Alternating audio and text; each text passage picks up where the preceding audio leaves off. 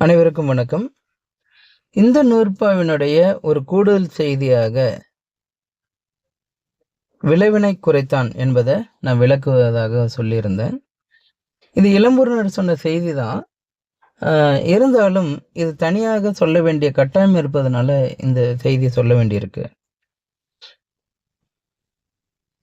விளைவினை குறைத்தான். அப்ப இதுல வில கூட்டல் ஐ கூட்டல்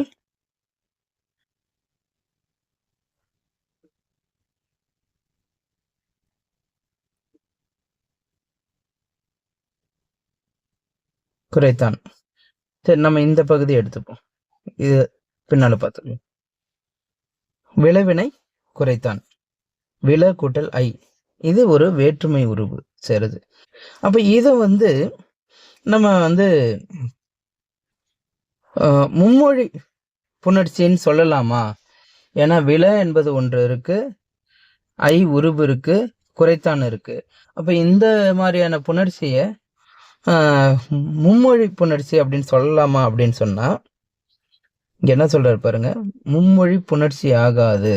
இந்த புணர்ச்சி மும்மொழி புணர்ச்சி இல்லை, இருமொழி புணர்ச்சி தான் அப்படின்றத சொல்றதுக்காக தான் ஒரு ஆயிரேல் அப்படின்றத சொல்லியிருக்கிறாரு அப்படின்னு சொல்றாரு. அப்போ அடிப்படையே இந்த நூற்பாவுடைய அடிப்படை என்னவா இருக்கு அப்படின்னா இருமொழி புணர்ச்சி தான். ஒன்று நிறுத்த சொல், அதனை குறித்து வருகின்ற சொல். நிறுத்த சொல்லும் அதனை குறித்து வருகின்ற சொல்லும், இந்த இரண்டுக்கும் இடையிலான புணர்ச்சி தான் இங்க சொல்லப்படுது. அப்போ வில கூட்டல் குறைத்தான், ஐ சேரும் பொழுது, உருபு சேரும் பொழுது விளைவினை குறைத்தான் அப்படின்னு வருது. அப்போ இதுல 3 மொழி இருக்குதா, அதை மும்மொழி புணர்ச்சியா நம்ம சொல்லலாமா அப்படின்ற கேள்வி வரும் பொழுது அப்படி இல்லை அப்படின்னு உரையாசிரியர்கள் மறுக்கிறார்கள். காரணம் என்னன்னா, இந்த உருபு இருக்கு இல்லையா, இது ஒரு இடைச்சொல். இடைச்சொல் தனித்து வருமா அப்படின்னா கண்டிப்பா வராது. அப்ப தனித்து வராத ஒன்ன நம்ம குறித்து ஒரு கிளவியாக சொல்லவே முடியாது. அது என்ன பண்ணும் அப்படின்னா, தனித்து வராம இந்த வில என்ற சொல்லோடு சேர்ந்து புணரும். அதனால இது சேர்ந்த ஒன்று தான் என்ன ஆகுது அப்படின்னா நிறுத்த சொல்னு வருது. இது 3 மொழி இல்லை, இது ஒரு உருபு, தனித்து வருகின்ற தன்மை இல்லை, ஏன்னா இடைச்சொல். அதனால அது என்ன ஆகுது அப்படின்னா வில என்றோட சேர்ந்தே அது என்னவா நிற்கிது, நிறுத்த சொல்லாக நிற்கிறது. அப்ப ஐ சேரும்போது இன் என்கின்ற சாரியை வருது. அந்த சாரியோடு சேர்ந்து இவை அனைத்தும் சேர்ந்த ஒரு அமைப்பாக இந்த நிறுத்த சொல் இருக்கிறது. இது எல்லாம் சேர்ந்ததுதான் நிறுத்த சொல்.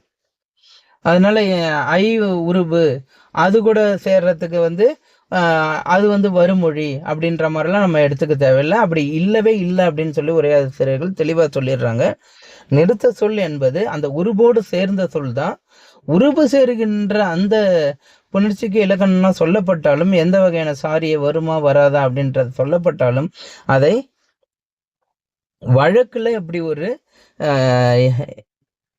நிலைமை, அதாவது இப்படி சொல்லுகின்ற வழக்கு என்பது இல்லை என்பது உரையாசிரியர்கள் கருத்து. அதையும் அவங்க பதிவு செய்யறாங்க. உருவை இடைச்சொல், அதனால அதை குறித்து ஒரு கிளவியாக சொல்வது வழக்கு இல்லை அப்படின்னே புறந்தள்ளிடுறாங்க. அப்ப இதை அனைத்தும் சேர்ந்த ஒரு பகுதியாக, உள்ளடக்கிய ஒரு பகுதியாக தான் நிறுத்த சொல் என்பது அமைகிறது. அது பிறகு குறித்து ஒரு கிளவியோடு குறைத்தான் அப்படின்றதோட கண்டிப்பா அது சேர்ந்து அந்த இலக்கணம் எல்லாம் வரும். அது பின்னாடி நம்ம பார்க்கலாம். அப்ப முக்கியமா நம்ம இங்க புரிஞ்சுக்க வேண்டியது, மும்மொழி புணர்ச்சின்னு நம்ம இதை சொல்லக்கூடாது. உருவு சேர்ந்தா கூட அதை மும்மொழி புணர்ச்சின்னு சொல்லக்கூடாது. உருவு சேர்ந்த ஒரு அமைப்பு தான் நிறுத்த சொல் என்பதுதான் உரையாசிரியர்களோட கருத்தாக இருக்கு. கண்டிப்பா இந்த கூடுதல் தகவல் அனைவரும் தெரிந்திருக்க வேண்டிய தகவல் என்றதுனால தான் இதை தனி காணொளி செய்யப்பட்டிருக்கு. நன்றி, வணக்கம்.